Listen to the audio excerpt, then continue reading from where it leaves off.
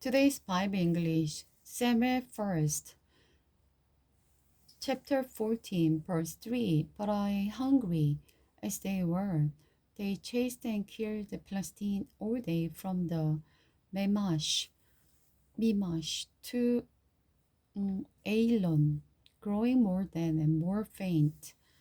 That evening they flew upon the battle, plunder and butchered the sheep, cattle, and the calves, but they ate them without draining the blood. Someone reported to Saul, "Look, the men are sinning against the Lord by eating meat that still has blood in it. That is very long." Saul said, "Find a large stone and roll it over here. Then go out among the troops and tell them, 'Bring the cattle and sheep here to kill them and drain the blood. Do not sin against the Lord by eating meat with the blood still in it.'"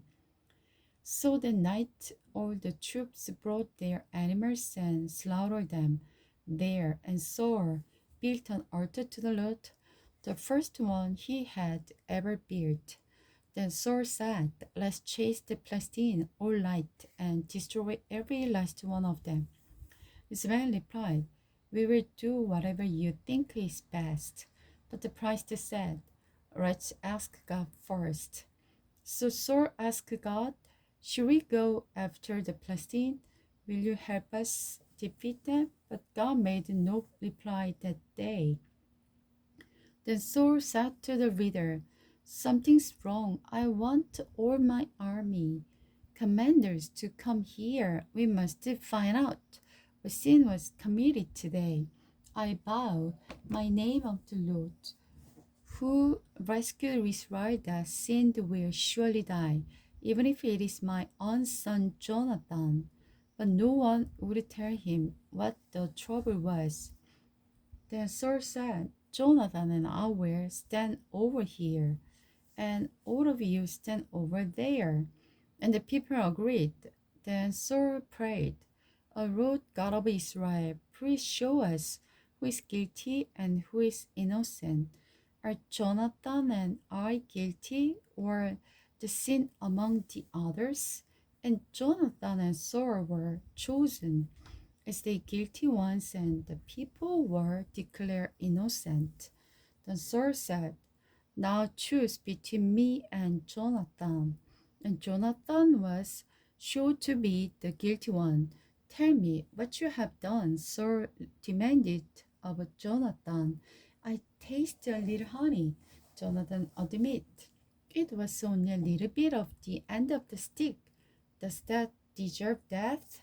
But Jonathan, "Yes," Saul said, "you must die. My God, strike me dead if you are not executed execute for this." Well, the people broke in and said to Saul, "Should Jonathan, who saved Israel today, die? Far from it. As surely as the Lord lives, no one hair on his head will be touched. But he has been used of God to do almighty miracle today." So the people rescued Jonathan. He was not put to death. Then Saul called back the army from the chasing the Philistine, and the Philistine rescued home. Saul's military successes.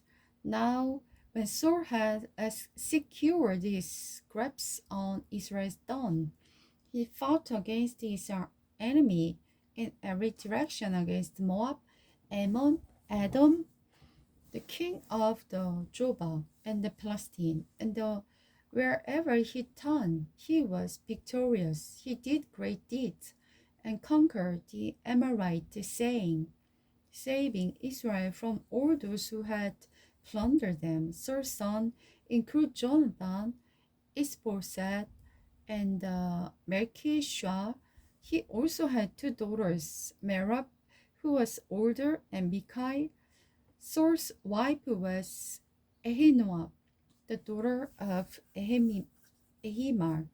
The commander of Saul's army was his cousin Abinah, his uncle Ner's son.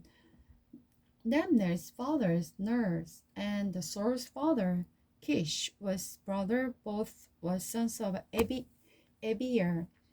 The Israelite fight continue constantly with the Philistine throughout Saul's lifetime. So whenever Saul saw a young man who was brave and strong, he drafted him into his army.